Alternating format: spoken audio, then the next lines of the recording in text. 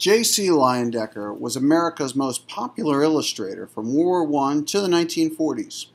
He did hundreds of Saturday Night Evening Post covers and ads. He was a solitary man who left no personal papers.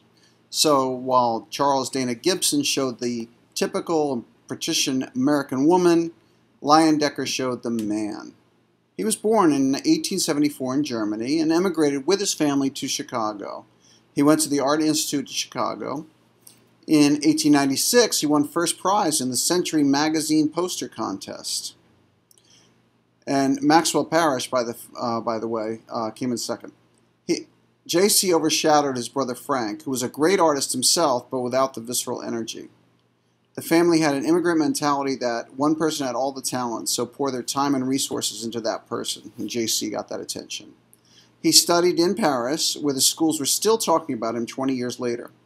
They moved back to Chicago, where they set up a studio, and then they moved to New York.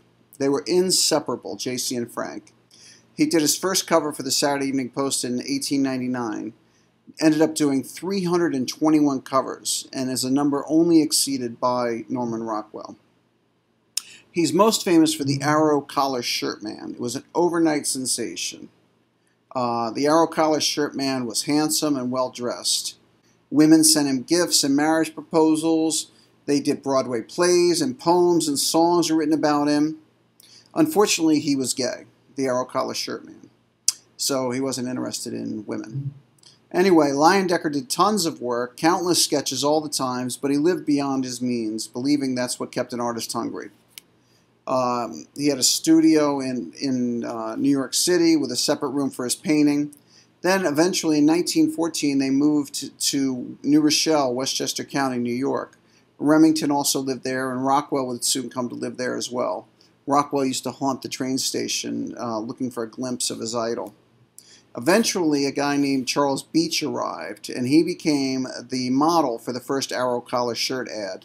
Beach was this tall, powerfully built, handsome guy. Their partnership, Beach and Leyendecker's, lasted for 50 years, and he became J.C.'s agent, his bookkeeper, his messenger, his apprentice, his secretary. After about 20 years of being together, Frank moved out, and he actually died from drugs at age 47.